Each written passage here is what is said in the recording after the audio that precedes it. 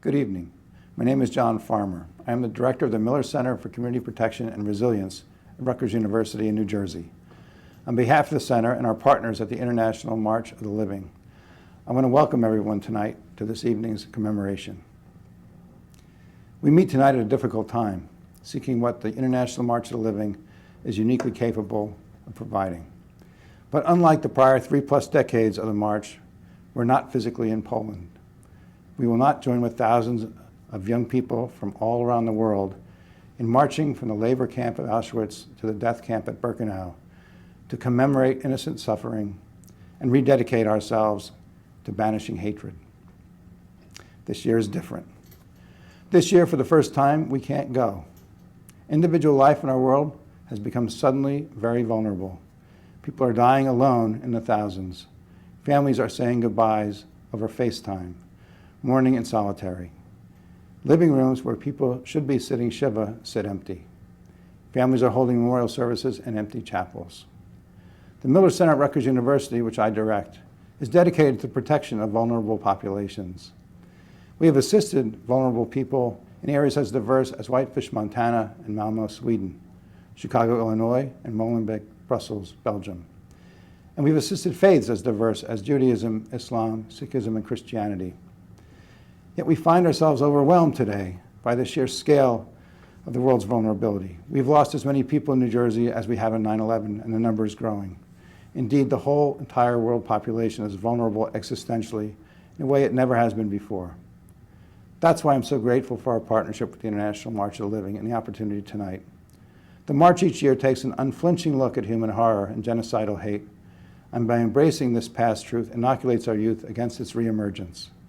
The spirit of optimism born of grief that envelops its participants is ineffable. The number of victims of the Holocaust is literally unimaginable, but by its very nature, the march rejects the idea that the numbers of victims were so great, 6 million Jews alone and millions of others, that the individual lives didn't matter. To the contrary, each step along the road from Auschwitz to Birkenau underscores the march's insistence that every life mattered and restates the value that each life bore. The march's commitment to the value of individual life is shared by Paul Miller, the founding donor of the Miller Center, which is proud to sponsor this evening's commemoration. You'll hear from Paul in a few minutes, but before he speaks, I'm going to steal one of his favorite biblical quotes. He who saves the life of one person saves the entire world. That quote adorns the wall of the Miller Center at Rutgers, guides our work, and is the pole star of our partnership with the March of the Living. The best example I can think of that idea, that saving one life can save a world, is embodied in someone whose life I want to tell you about tonight to begin our commemoration. I want to frame this evening by talking not about vast astronomical numbers of the displaced and the murdered, but about one precious life, a life that was saved and that has reached from the dark age of the Holocaust to our own troubled time. Ruth Mandel was an infant 80 years ago, during a period of disruption and persecution, when Jewish property was confiscated, Jewish families were scattered, Jewish lives were treated as disposable.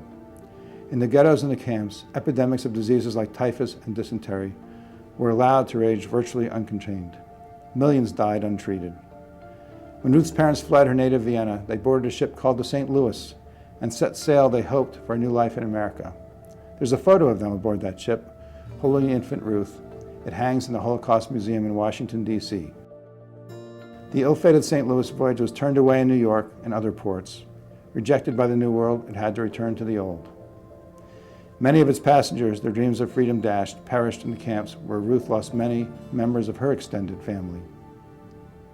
But Ruth's life was saved. Ruth's parents made their way to the UK, where her father joined the British Army, and ultimately to America. And Ruth made the most of the gift of her life. She gained renown as a literary scholar, as a pioneer in the women's rights movement. She co-founded the Center for American Women and Politics at Rutgers University, and as a founding board member of the National Holocaust Museum in Washington, D.C.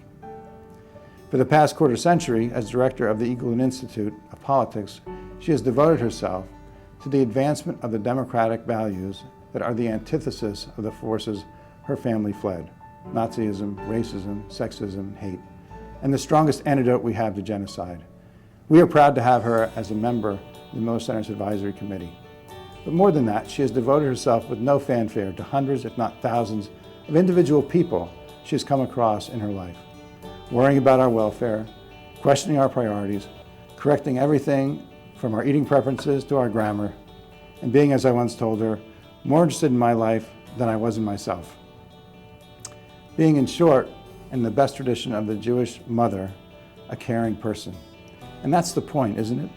The way she's lived her life has been the best refutation of the mindset her parents fled. To Ruth Mandel, every life has mattered. As I record these words, Ruth is seriously ill, not with COVID-19, but with cancer. And we are once again in a time when the scale of human tragedy threatens to devalue individual human lives. But I want to begin our commemoration tonight by reminding us that we have all the resources we need to persevere. We have the spirit of the International March of the Living, and the generations of survivors and the tens of thousands of student marchers. We have the generous spirit of Paul Miller, and we have the life example of our dear friend Ruth Mandel. They all whisper the same bright message to us in even our darkest days. Every day we live, every life we touch, everyone we love is a world. Every day we live, every life we touch, everyone we love matters.